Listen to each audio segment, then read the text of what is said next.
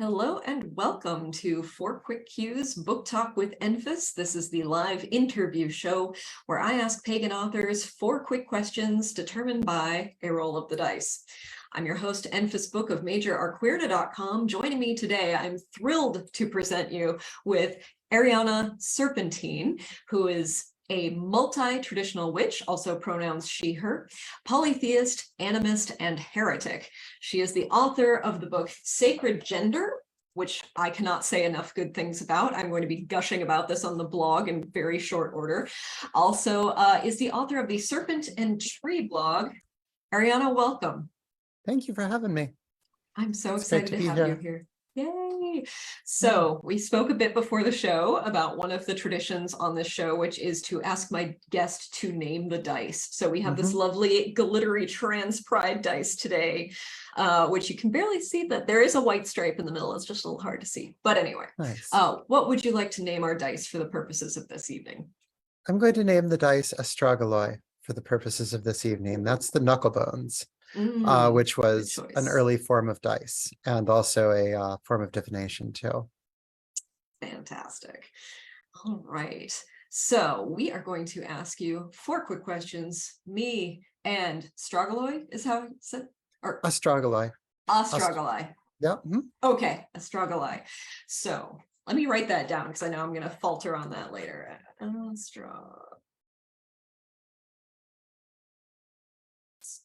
Okay, I think I got it. Sorry to pick a complicated one. No, it's okay. It makes it more fun. All right. Astrologi, right? Astragaloi. Astragaloi. What is our first question going to be? Sweet 16. What are your favorite things to teach in a workshop, classroom, or conference setting, and why? I think my favorite thing to teach is journey work. I really love teaching journey work to people. I've had lots of different teachers a few different teachers in different traditions of journey work, different paths and practices.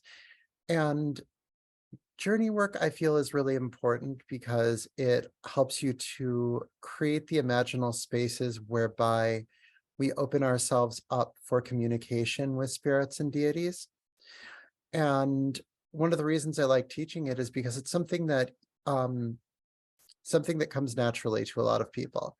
And there are techniques, by the way, just to make it clear, to make it easier for aphantasic folk, for folks who don't visualize or see images in their heads, but also because it's in a way, it's an interactive story that you're either telling yourself or that someone else is telling you, but then it picks up the influence of whoever you're doing it with. So yeah, teaching journey work has been a joy for me. I also like teaching spirit work in general, teaching people to listen and communicate with the spirits that stand close to them. Everybody's got their own team, their own guides, and I like helping people with that as well.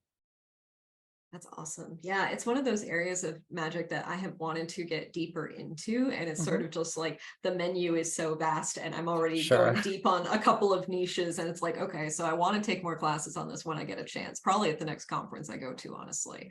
So that sounds really cool. Yeah. All right. And I was actually just hanging out with a spirit worker earlier today, and it's like, you always bring a whole menagerie with you. Like, it's so cool just being able to sense the animal spirits around and stuff like that. It's like, it's how it happens. Yeah. Yeah. Awesome. All right. Astragaloi, question 2 is number 2. Tell us about a collaboration or collaborative work you're excited about, either yours or someone else's. I'm going to pass on that because I can't remember the name of the one that I've got in mind. That's all right. Let's re-roll. We've got number 11. How did you get started writing? I started writing at an early age. I think it was in 2nd or 3rd grade, we had a teacher who was encouraging us to write our own stories, and we would all have to do stories for class. And I got really into that. I got really excited about that. And I wrote about some pretty fantastic concepts for my age and at my age, but ever since then, it's been one of the most important ways to keep myself sane, to keep myself level, to produce and create, and it's my primary form of expression. So I started in school. I started early, writing stories about radioactive wasps. That was, I was scared of wasps, and I knew radiation was scary too. So writing horror stories in 3rd grade. And I've kept doing fiction and nonfiction since then. Awesome. I wrote self-insert fanfic where I would meet my favorite celebrities at like That's great. age 9. Yeah. And then I would turn them in, even though they were not assignments. I just wanted to show my teacher what I'd written, which, yeah, is extremely on brand for me, even to this day. All right, it's Struggle Eye question 3, number 10. What are you passionate about working on right now? Oh, well, this is the time that I break the silence then. I've been hinting that I have a new project coming up, and right now I'm studying and preparing for writing a book on Dionysos and Bacchic religion and mysteries in the modern day. So that's something that has been on the back burner for a little bit, and I had a series of projects that I was interested in doing for nonfiction. But whenever I would bring up my list, people would always fixate on that one, and that and a series of other, not coincidences, led me to decide that that's what I'm going to pursue next. And so I'm really excited about that project. Also, Awesome. it's NaNoWriMo. I came into this saying that I wasn't going to do NaNoWriMo this year or work on it because I've got the book release and other things going on in my life.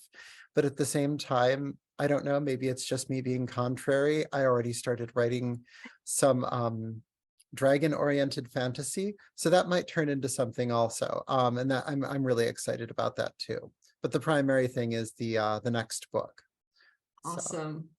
That's fantastic. I remember getting to the part where you talk about different deities in the book, and the part with Dionysus is I could write a whole chapter on Dionysus, and I was like, I wish you did. And now it's like it's going to be a whole book, and I'm thrilled, and I can't wait to read that. That sounds awesome. Dionysus and his crew, because he has so many that roll with him. So oh yeah, I think when I was studying Artemis more deeply, I saw one of her epithets is Bromia, because she hung out with Dionysus. It was part of that, like, one of the dudes sort of thing, which I thought was awesome.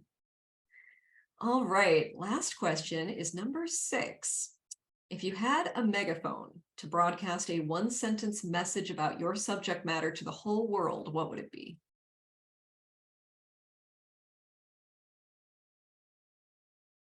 Don't be afraid to be yourself.